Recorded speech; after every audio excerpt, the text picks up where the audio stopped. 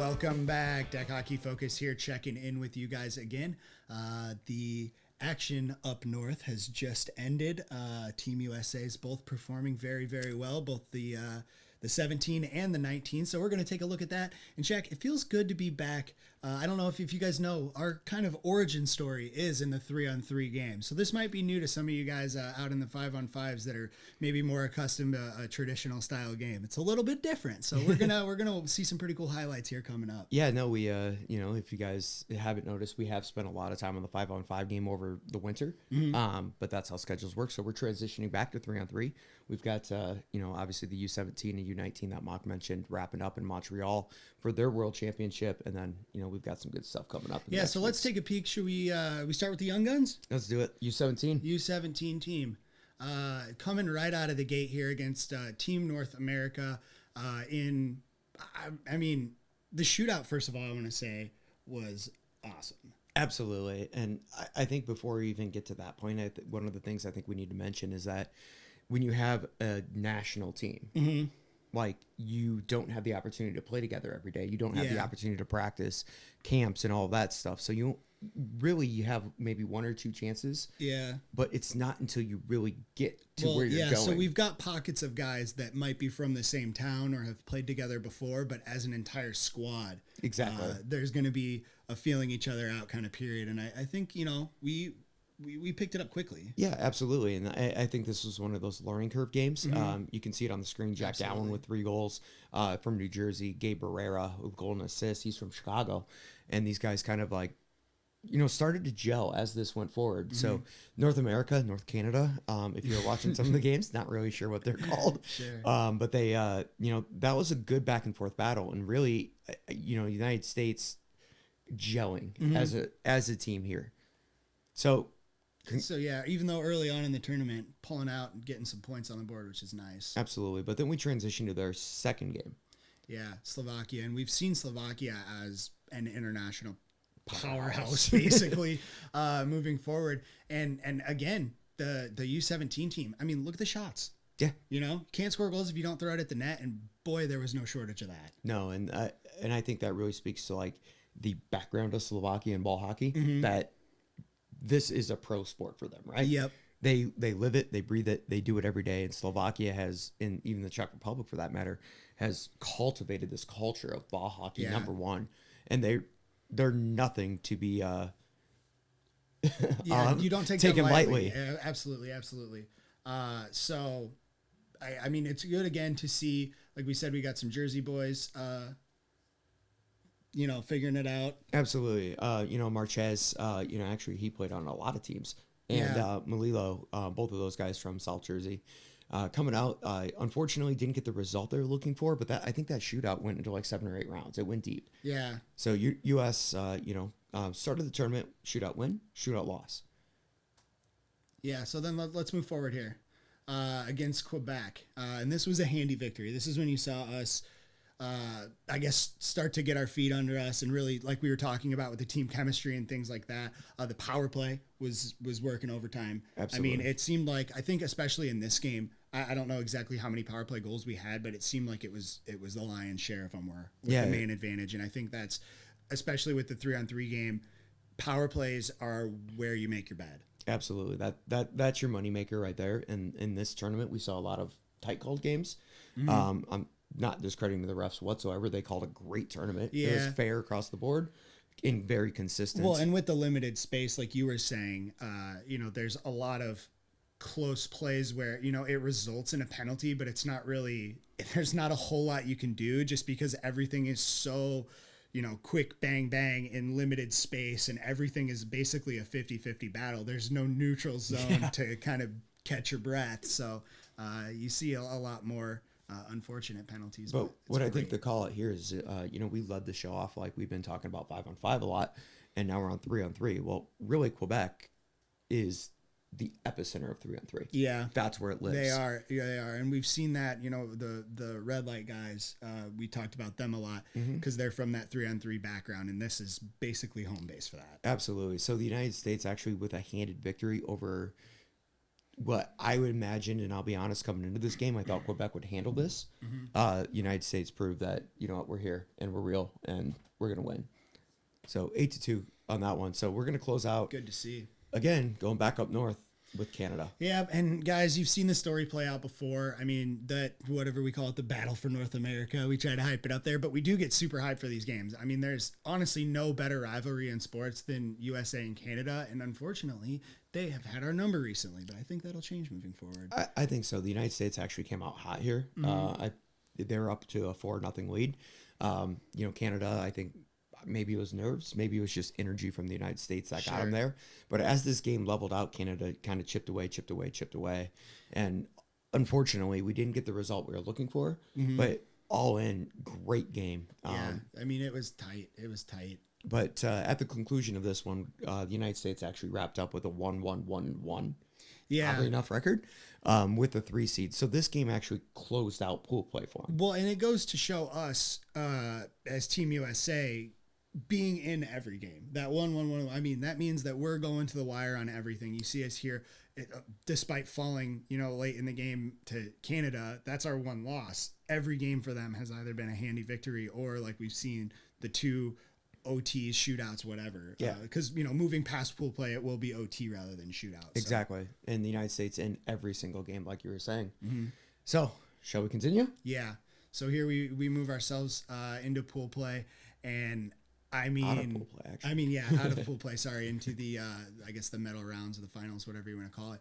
But boy, was this a battle for the ages. I mean, going late, and I mean, you just got to see everybody showed up. I think we were probably running our top line pretty much the whole game there. Those guys workhorsing. Well, you know, we started this episode talking about North America versus the United States. Yeah. And we talked about Jake Gallen and Gabe Barrera. Yeah. Well, if you can see on your screen, Jake Gallen and Gabe Barrera are back on the screen. Obviously, Luke Wareham getting the man of the match there. But this game, this is a nail-biter. Yeah. It was back and forth.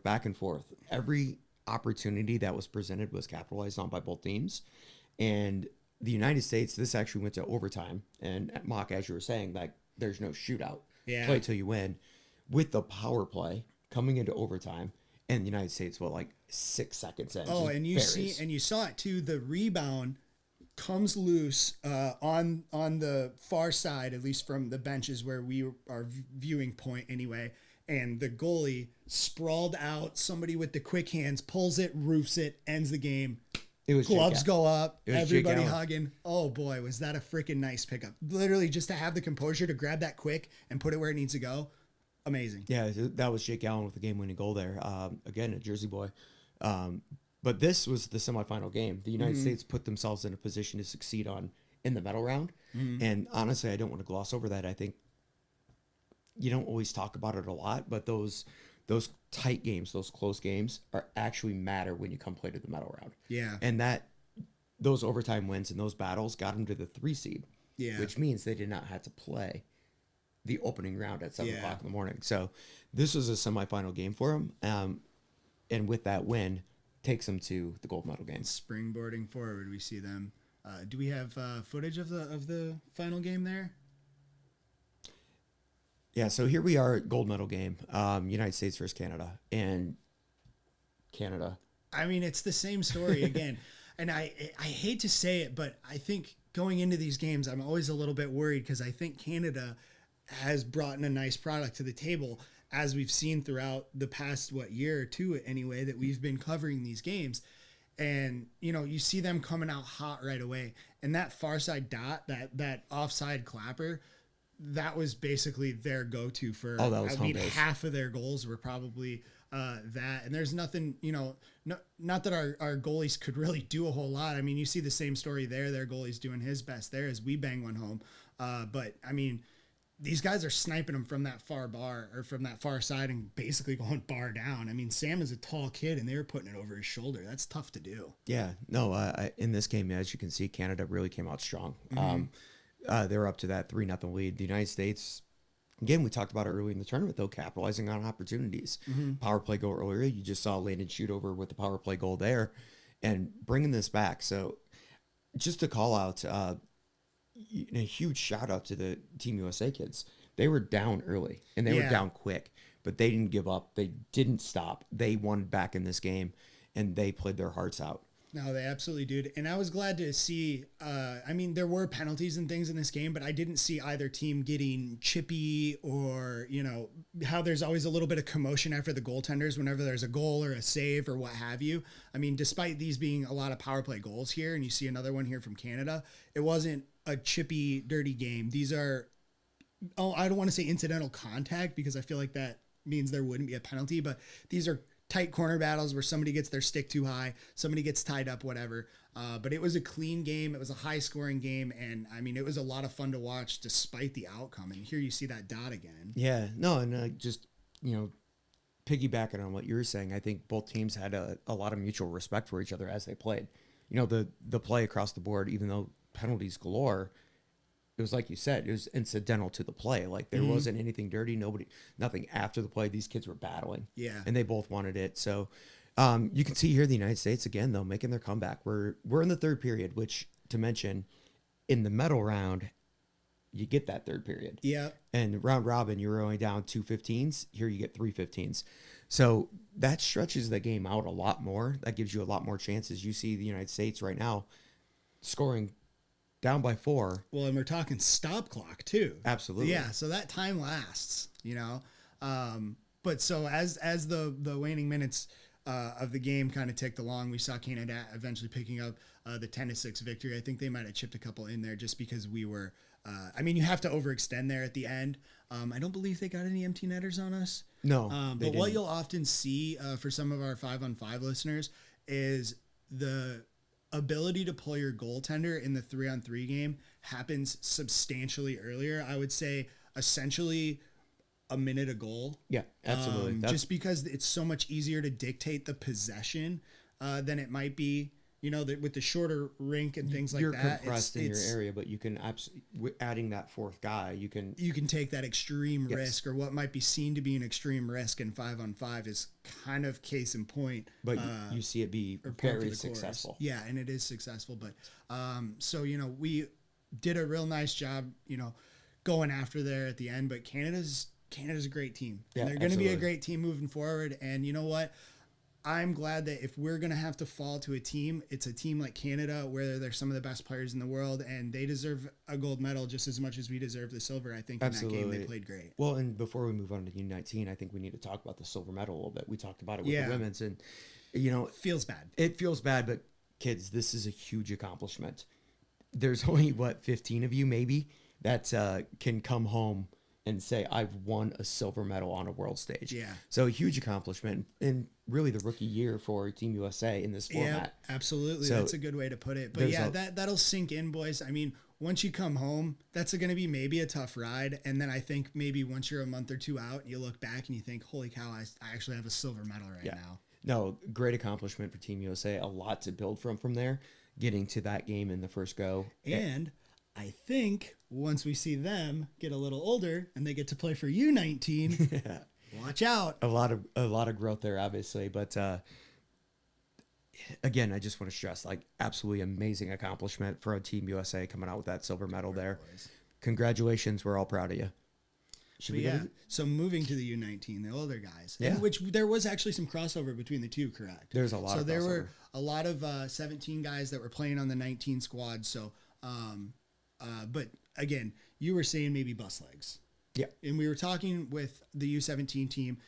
There's a bit of a chemistry factor that needs to be sought out. And this is Quebec. I mean, and we talked about it before, and we're going to talk about it again. Quebec is the epicenter on 3-on-3. Right. They're good.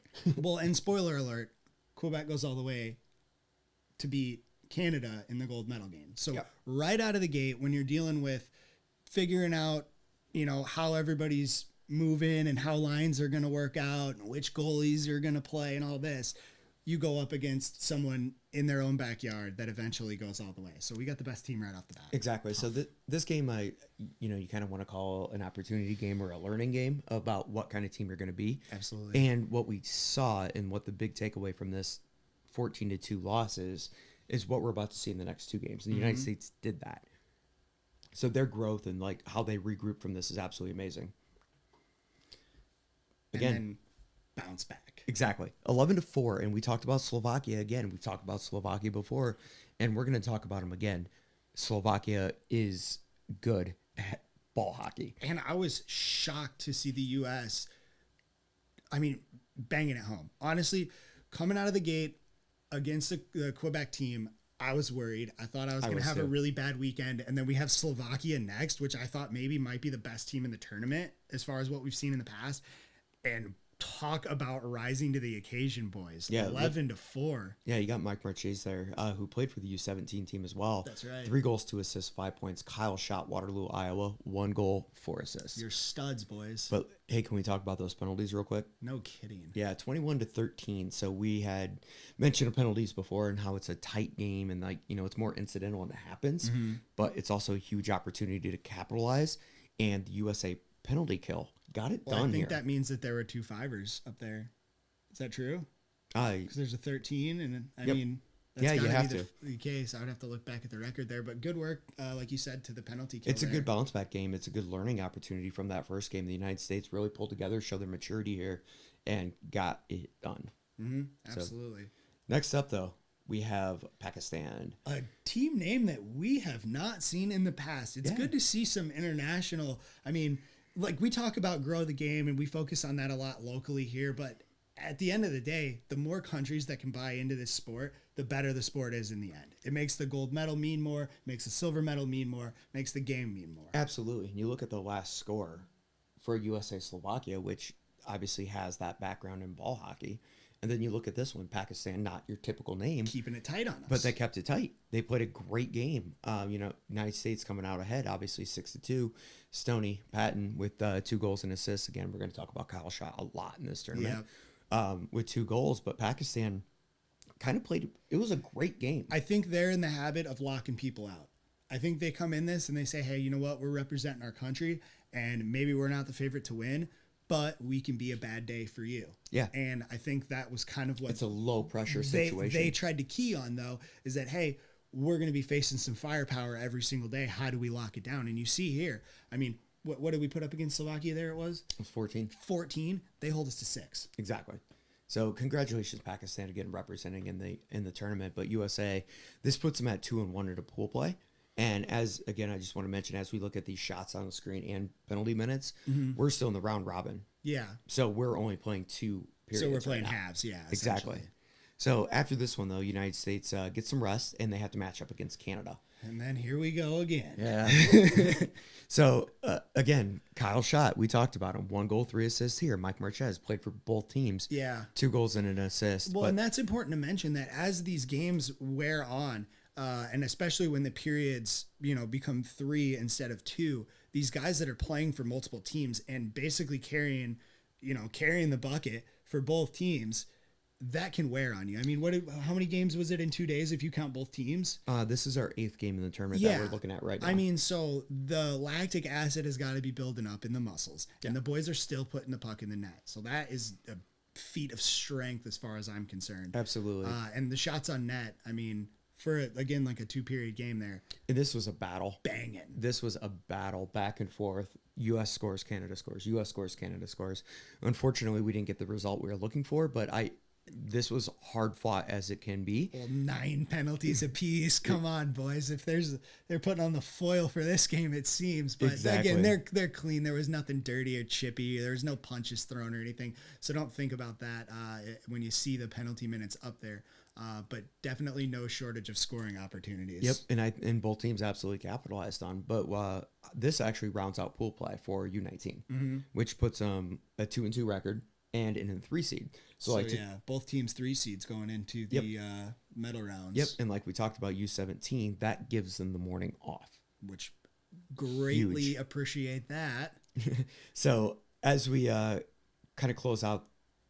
So we're looking forward to the semis now, and absolutely back to back, United States, Canada. This one was a lot different game than it was on Friday. Yeah, and I'll be honest, Canada really dominated here. Yeah, we were stifled offensively, and I think that's indicated there by the shots on net.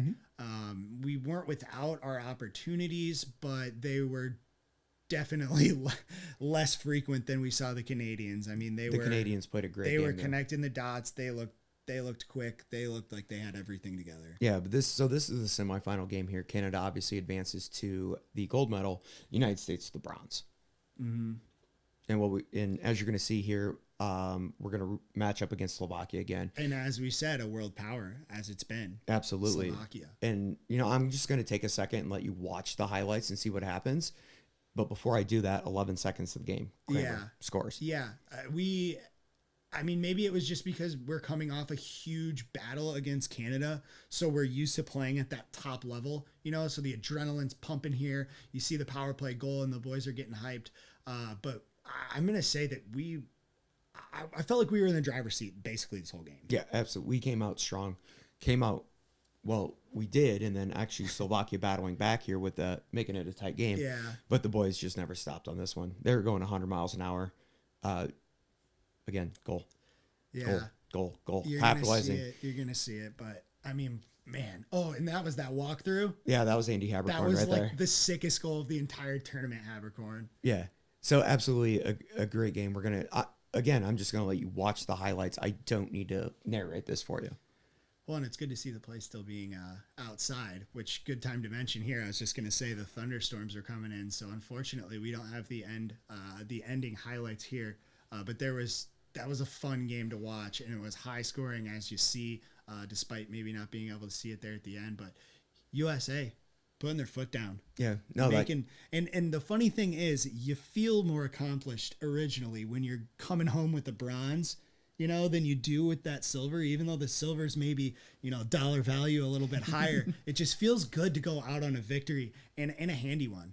Yeah, Andrew Kramer there, 4 goals and assists, hooking up with his regular season teammate Stone Patton, 1 goal, 4 assists. Good work, boys, making the QC look like we know what we're doing.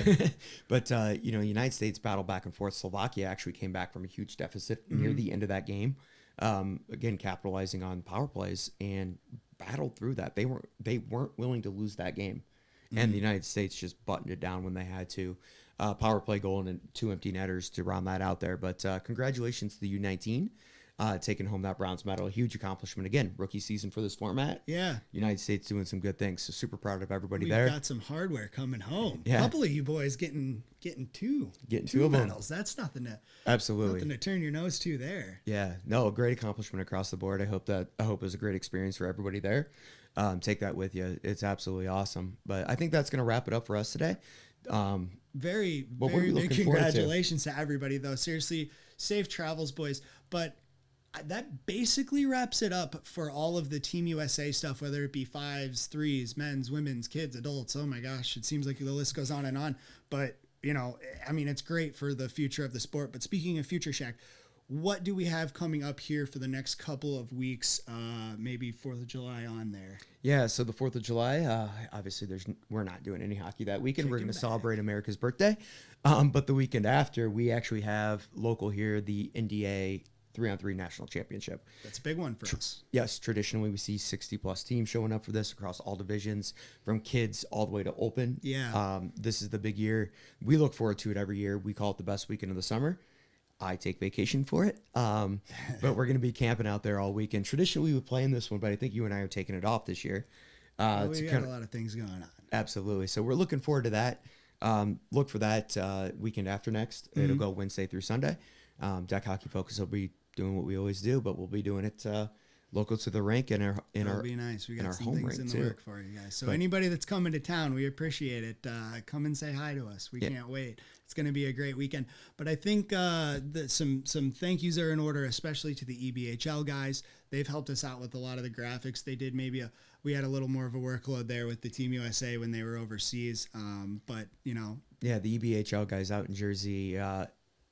Definitely appreciate this partnership we're developing here. Love everything we're doing. It's awesome for us. It's great for the game. We definitely appreciate it. Do want to get a shout out to everybody up in Quebec and Montreal for this tournament, getting the information back.